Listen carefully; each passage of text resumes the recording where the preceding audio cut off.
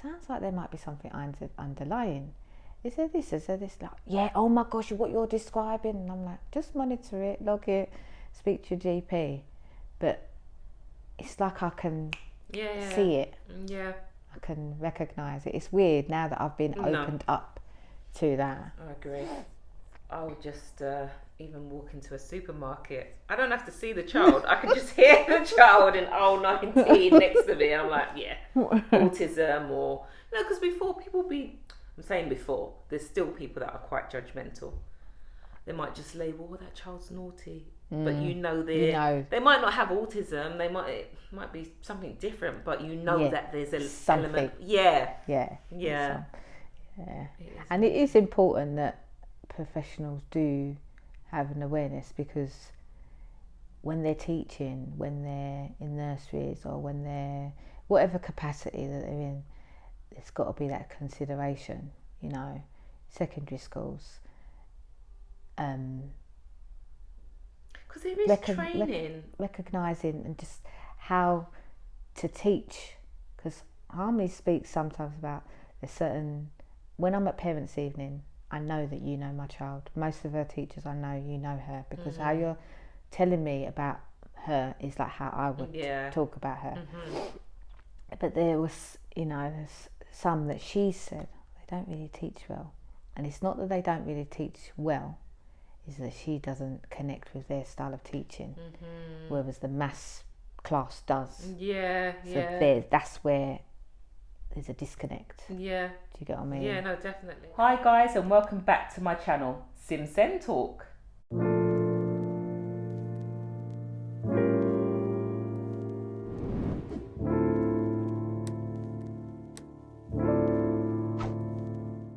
Guys, welcome back. Where have you been? I've missed you. Just to say, I've got a guest in the studio today. We've got the lovely Debbie. Hi guys. So I'm going to be interviewing Debbie today. She's got an amazing testimony and story about her young lady, but I don't want to ruin it. Just to say, if you haven't subscribed yet, please click that subscription button and like and share with anyone that you feel would benefit from my videos. Okay? So Debbie, do you just want to introduce yourself a little bit? Yeah, okay. My name's Debbie. I'm a mother of two beautiful daughters. My youngest, Harmony, who's 13, she has some additional needs, and I'll be sharing more about those later on. Brilliant. Okay, so I'm going to disappear. And yeah, let's take it away. Debbie, thanks for joining us again today. So you mentioned about your daughter. Can you tell us a little bit more about her? Okay, so Harmony's 13 and she has a diagnosis of social communication difficulties, sensory processing disorder, and hypermobility. So I'll kind of give a brief summary of what all of those are. Some are social communication difficulties. She struggles with communicating, really, I guess, in social settings. Some may describe her as a bit socially awkward. Just, I guess, navigating conversations. Sometimes it could look like periods of non-verbal or selective mute, as some may identify it as. So those are some of the challenges that she faces each day, alongside sensory processing, which, if you think of all your five senses, sometimes she can be overwhelmed by noise levels, frequencies and tones. Also smells, so she's got a heightened smell, so they can be overbearing and be quite offensive to her. Even if it's a nice scent, it's very strong. Can sometimes impact on her having headaches, or just wanting to be closed off and move away from the area. Sensory in regards to touch, so clothing, materials, and then the hypermobility. this is something in regards to like just her muscle tendencies and flexibility. So because she's kind of almost like, I think we would describe it back in the day as double jointed.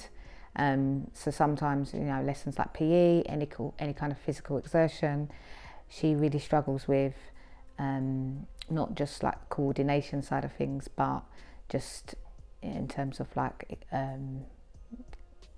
her exertion, and it can be quite painful for her if she's done, a long bout of exercise. She doesn't particularly enjoy it either. Oh, thank you for sharing that. When did you notice? Has she always had these symptoms? All right. So I'll take you back in time, rewind to 13 years ago. So when she was born, actually, she was born about, just under 3 weeks prior to her due date. And she didn't actually cry upon delivery.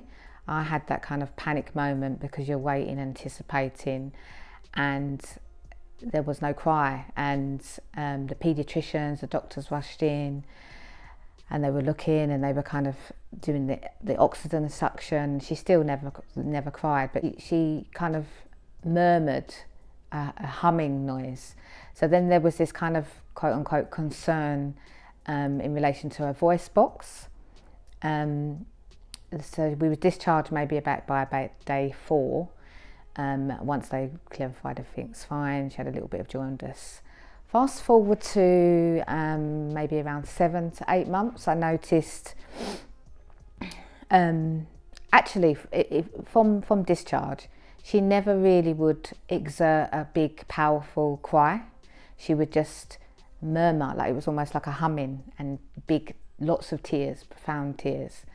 When she was around 7 months, the age of like sitting and like being propped up by cushions, I noticed that there were certain textures that she would clench, and there was some kind of distress or discomfort that was obvious.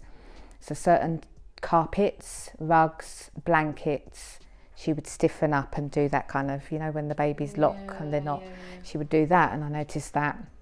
Her language skills, not to digress, but her older sister, she was speaking fluently by the age of 1, reading the age of 3. So she had a lot of vocabulary. So like a lot of mums, I kind of did the comparison and got into a panic because she's not meeting milestones.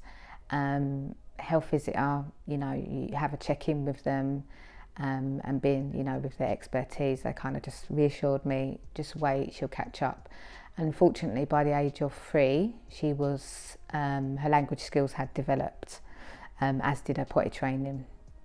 However, there were still things like, I noticed with foods, she would only eat beige colour foods, pastries, rice, potatoes, pasta, anything that contained a sauce or an overbearing smell, she wouldn't want it on her plate.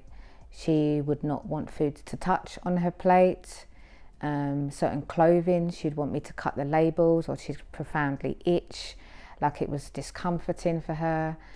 So I just kind of kept those in mind, logged them, and then I think by the age of like 4, when she started reception, I noticed that when we were driving the car to school, at the time we were travelling to an out of borough school. If there was traffic and I had to divert the journey to an alternative route, she would become extremely distressed and cry. We would get to school, teachers would meet her at the gate, she would just want to run out or cling to me, like, so I again spoke about my concerns. This is not normal. They said, oh, maybe she's experiencing separation anxiety, and just to monitor it. So I did, and then by the age of like 5, 6, when her language and understanding was more developed, I noticed that these things were just heightening. They weren't actually, she wasn't growing out of them. They were still the same, very prevalent. So I started to log things, and I went to my GP and just informed them, this is the things that I'm worried about. I feel like I was made to feel a bit stupid because, you know, the GP at the time said, yeah, but this is normal for a 5-year-old. And I thought, oh, in context, you know, so I just continued to keep a log of daily things and patterns that, you know, she would do. And because no one else seemed to be really noticing them, she was able to kind of disguise. And so I just went back with my log, my journal, and then they agreed for her to be checked and, you know, by the local children development centre. So it was eventually discussed that she would have an ADOS assessment, which is assessment what they use for is like to screen for autism. Reason being as well, in addition to that, which I didn't mention, is that on her paternal side of the family, there are multiple cousins that have the diagnosis of autism. So to rule that out, because it's within the family, they agreed for her to do the Fragile X blood test, because it's so profound in the paternal family, and also the ADOS screening. Now, what I didn't mention about Harmony, as much as she has all these additional needs, she reads very well, fluently, she loves structure, she loved order, and so I would describe her as a very compliant child. So anytime she's kind of like almost like a sucker for rules. So she loved thriving off routine. Even the way that she would play, I recall sometimes playing with her, you know, imaginative play, and she would set her little dolls up in a particular way, and if they moved, we had a cat at the time, or if I moved them out of position, she would have a meltdown and cry. Wow. And it was unusual. Yeah. And then I noticed that we would do the kind of talking, or I would implement the talking with the toys to reenact, I don't know, a scene. And she would look strangely at me and she would ask, why am I talking? And so I kind of secretly watched from behind the scenes how she would play with her toys, and realised she doesn't actually talk, she just moves them around. And then when I asked her, she said, I am talking but in my head. So that's when I started to notice that there was, you know, she wasn't just quiet, but there were moments where she would just be selective mute. So that was another added, you know, presentation that I told professionals about.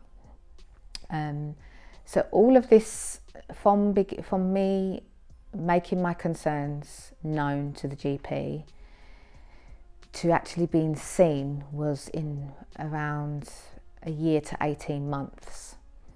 And then a further year to 18 months for the actual screening. And then things concluded in 2018. Wow. So Debbie, sorry, just for clarity, what age did she get referred to see the paediatrician? She was referred at the age of 6, and they didn't conclude until she was in year 5. Wow. Yeah, year 5. So she would have been just borderline 10, approaching 10. Was it a delay? What caused such a long process? I know in the area that I live in, there is, you know, a high demand for assessments. Okay.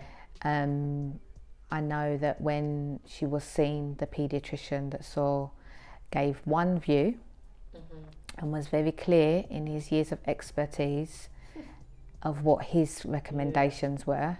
However, the practitioner, because they're seen in the assessment process, they're seen by a paediatrician and a psychologist. Now, not undermining the psychologist's expertise, study, but they were much younger, deemed to maybe have been quite new in their experience, not only in the demographics of the borough that I live in, but also in just in practicing in in that role. So they had a very differing view, which I didn't. I mean, initially I made it known that I wasn't in agreement with because it was conflicting. The two professionals conflicted, and because the paediatrician had left the post, they went with the paediatrician's view.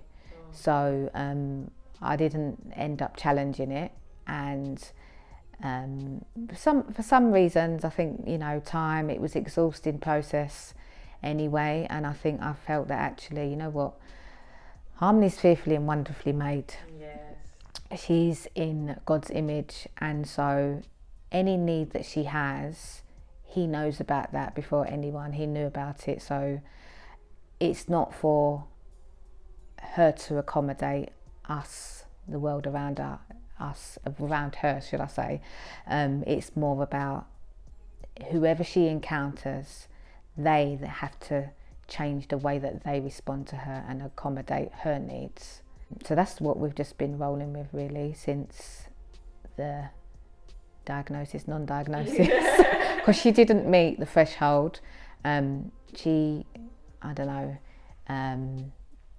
met a lot of the criterias, but because there's a certain mark that you meet, because she didn't meet that, she didn't get the diagnosis. You educated me today, because I made an assumption that she had the ASD diagnosis, and even hearing you mention so many, I was just like, yeah, I can relate to about 5 with Callum. Yeah. But as you said, if it's below a certain number, is it? Or yeah, whatever their kind of screening that they use. Let's say if it's out of 50, and the marker for ASD is 25, then she reached 22. So she doesn't meet the criteria for it, but she has the presenting traits of it. So I think how we adjusted to that. I really had to check myself and be like, what purpose would it have served if we got it or not? I think for me it was more about this apprehension and urgency to make sure that she has the relevant support in place, because there's been so many occasions where we see in either in a personal way for experience, family, friends, or in a professional capacity, that children have been kind of let down and the system has missed or overlooked, and I guess that was some of my worries and fears, being that she's a black girl, would she be overlooked in her education? Would she be pushed to her full potential? Would she be perceived in a particular kind of way? It's something I still think about in terms of her GCSEs, and what support she might get for that. But she is doing very well at school at the moment. She's flourishing and thriving well. How I navigated through that, I think when she started, it was a difficult time because we'd just been through COVID. We wasn't completely out of the lockdown process yet, so I wrote an email to the SEN department and copied in her head of year and her pastoral care leader, and just included them on, these are my worries, these are Harmony's needs, this is her kind of background, this is her home environment status, like she lives at home with myself and her sister, these are her interests, just to give them an idea. And I can honestly say that the school that she attends, which wasn't my first choice school, by the way, but I love it.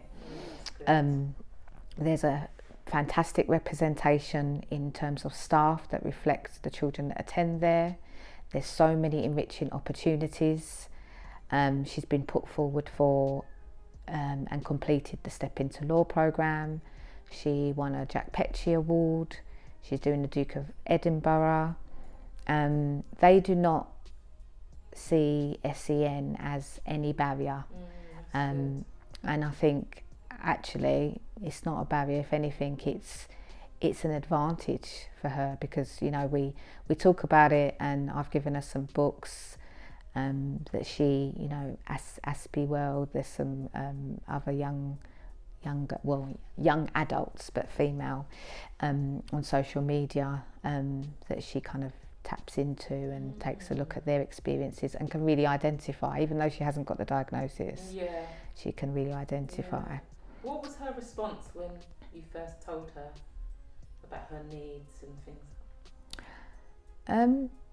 A lot of the time when you ask Harmony her opinion of something, and it's not to say that she doesn't have an opinion, there's lots going on for her. She's quite good at critical thinking as well. I think for her it's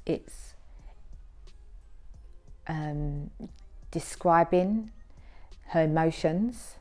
It's not to say that she doesn't have them, but she just doesn't know how to describe it in the way that we identify.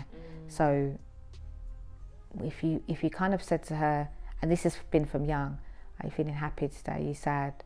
She would just look at you confused, like, I don't know. And I don't know was her kind of, I don't know, was her kind of default answer for a lot of things, and in choices as well. You know, if she finds it difficult choosing between what drink she wants or what she wants to wear, because she likes both, that could become a meltdown and cry, because she just actually doesn't know. So we would incorporate small strategies like, okay, if you're not sure about something and you have to make a choice, maybe flip a coin, and then that would be easy for her. Sometimes she's certain of her no's. She understands that she's different, because in social settings she finds it hard, group chats, talking on the phone, conversing. She actually spoke about an experience at school when she was in year 8, and one of her form peers heard her speak for the first time in the 2 years that she'd attended school, and they kind of like all clapped for her, and she was like, oh mum, they all clapped because they said, oh, Harmony spoke. Wow. But if you see her at home or in any relaxed environment, she could talk for England. There's certain environments where she'll be selective mute, or she's just quite anxious. Again, when she started secondary school, it was quite difficult, her going in independently. So they would have this, you know, it took me back to when she was in reception in year 1, having to have that member of staff at the gate collecting. Now she's able to just kind of walk in independently. Wow. And so yeah, we are seeing positive changes. Well, should I say she's able to manage her needs better. Yeah. So they're still there, they're still, you know, if we go to certain restaurants, if there's an overbearing scent or odour, cooking smell, we can't eat there because it's just too difficult for her. If the place is quite noisy and overbearing, there's lots of people, you know, parties are not her thing at all. She finds it really, really difficult. Things that used to help her were ear plugs, but she now kind of wears headphones, and they're everywhere that she goes, so she can kind of tap out. What are some other things that she uses as strategies? Fidget, and she's got a lot of puzzles on her phone. When she has an interest, she will go quite deep into that interest, and it will be almost like obsessive in that interest until she's finished with it and got bored of it, and then move on to find another one. I think definitely hearing testimonies from other young or older teens, young women, their experiences and their tips has helped a lot as well.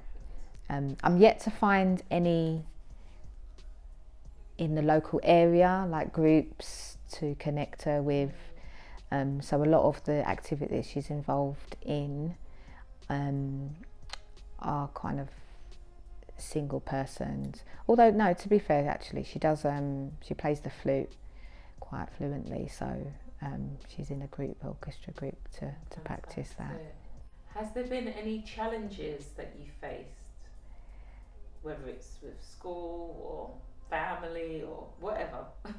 I think challenges are when people say, "Oh, she's really shy," or "What's wrong with her?" if she doesn't speak, or if she's extra anxious and clingy to either me or her sister in certain environments.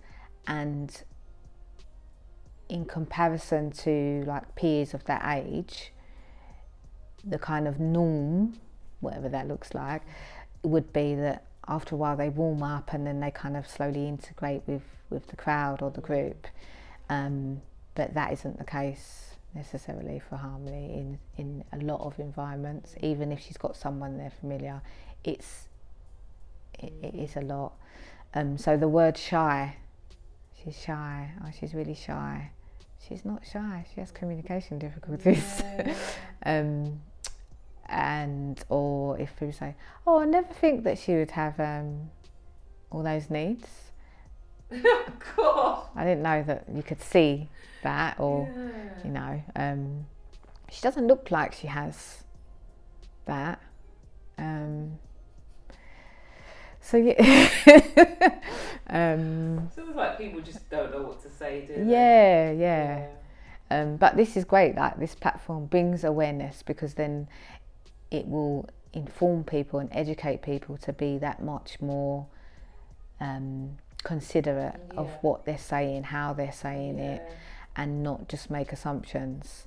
But also, like, don't be afraid to step out and ask, because we don't want to create that kind of fear of as well, you know, or reluctance to explore more about what that means and what that looks like for the questions. We don't mind, I guess, as you said, for educational purposes, but it's, you know, the comments, especially the unsolicited ones, where you're just like other challenges, I guess, in my head I thought support would look like CAMS. Sorry for all CAMS workers out there, but it was just a joke.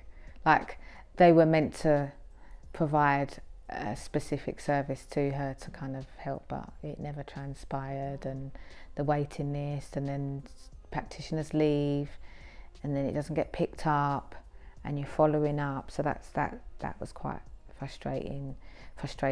And I understand that there's, you know, more so now, the level of referrals and the criteria required for CAMS involvement is very high, because of obviously the mental health side of things increasing. So something has to change, doesn't it? Yeah. Something has to change. Yeah. Even the government, you know, we know that there's a big sort of move towards supporting those, as you said, with mental health, you know, issues and things like that. But how comes there hasn't been any practical change? I feel like we do a lot of talking, or the government does, and then services appear the same, if not worse. Yeah. So, but at the moment we're managing. She's managing. I still have some difficulties in the way that I approach or respond to things, which I've noticed, but after her, you know, when she's responded and got a little bit tearful. Oh, could you give an example? You know, just think preparing dinner, and then, or if we're out and we're eating out, and it's like, oh yeah, you can't just order this, try this, knowing full well she's not going to try. It's not like try them, you know, when the health visitor says try them on a few, she will not. That is, you know, that is her clear no. So I do have to be mindful of her boundaries as well, and not try to push or impose her to kind of, you know, go out of her what we would perceive as comfort zone. So yeah, it's a journey. It's a continued, ongoing journey. I'm not sure what it will look like. We're in the teens, at the very early end of the teens. So there's some sassy moments, and but we navigate them well because I just give her the time to, like you said, she's learning the art of regulating. So she'll go and take herself out of a space. She might go and read or listen to some music or play her flute, and that is her form of expression. You know, it's not to say that anytime she's on the flute that means that she's in a mood or she's having a meltdown. It's just, that's one of her things that she might do to kind of, and you mentioned horse riding as well. Yes, she started horse riding, so that's another therapeutic thing for her. She's just calming. It's almost like this inner silent communication with the horse, without speaking, because they're encouraged to kind of give direction to the horse, but it's like the horse, you know, there's that saying that animals are quite intuitive, aren't they? We've got a dog at home as well. Have you? Yeah. Oh wow! Was this during the pandemic? Yeah. Everyone on Instagram, I was like, okay, who hasn't bought a pet during, especially dogs? Wow. But again, she's very affectionate. Harmony is very affectionate, very loving. She kind of spots the need before you've expressed it, and she's right there. There's so many amazing qualities that she has, honestly, that you know, when we used to say, oh, you're special, she actually corrected us. I don't like it when you use the word special. So we would refer to her needs as, you know, you've got a superpower. Look at the way that you can read. I mean, she did one reading test, and she was in year 7, you know, they do the CATS test.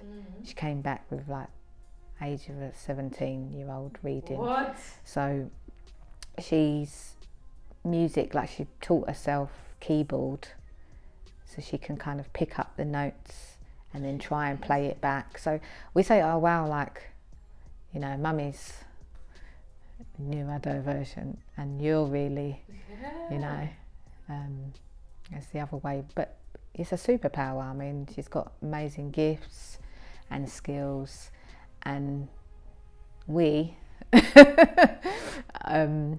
have to adapt. Yeah, so I'm still adapting. Oh, well done. You're I'm doing still adapting. An amazing job. It sounds so lovely to hear this. Thank you. How old? 13? 13, yeah. She doesn't travel on buses because of the people, the smells. There's some elements of like obsessing around dirt. She doesn't want to sit down where she thinks it's like dirty or too noisy, so she's quite pedantic and particular on certain things.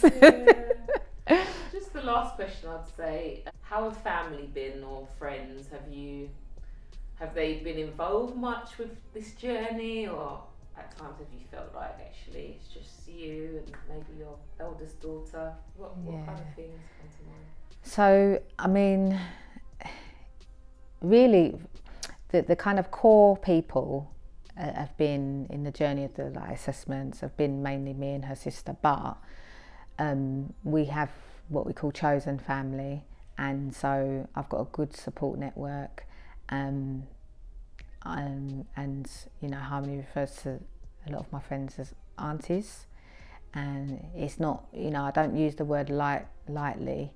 They have been there from when she was born. They've been in her life. They know, you know, the family history, the family background, and so they are just as supportive to me as they are to her. And she has her own kind of separate relationship with some of them as well. So that's really been encouraging. They get it. They understand it. She's not kind of, she's treated according to her needs. Yeah. You know. That's how it should be. Yeah. So it's really, really good. So I would say my mum's a bit older, so she doesn't really get it. Okay. Yeah. You know, older Bayesian lady, and she's just like, yes. Harmony, you're so quiet. And but no, she doesn't really get it, but she just loves it the same and whatnot.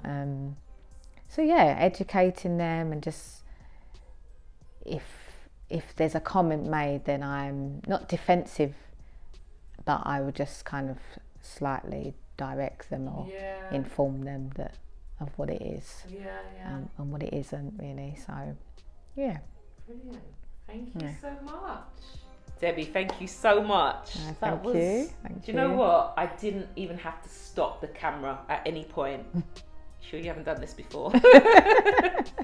No, just thank you. And it's just, a lot of the parents I've spoken to, it's very much about sons, and you know, we know with a lot of the times, particularly, I know your daughter hasn't got an ASD diagnosis, but there are traits there, and I know she hasn't met the threshold, because as I said, when you were talking, I was like, oh, I can relate to at least 5 of these with my son. But sometimes it's more subtle with girls, isn't it? Yeah, they kind of adapt to their environments, they learn how to mask and kind of copy their peers and imitate. Yeah. So I definitely recognise that. Yeah, but it is really refreshing as well to speak to a girl mum, for the right term. But no, thank you so much for your time. Thank you. And thanks everyone for your time, and I'll see you soon. But remember, this isn't a sprint, it's a marathon, and we're in this together. Take care. Bye. Bye. Thank you. Oh, thank you so much. Good, honestly.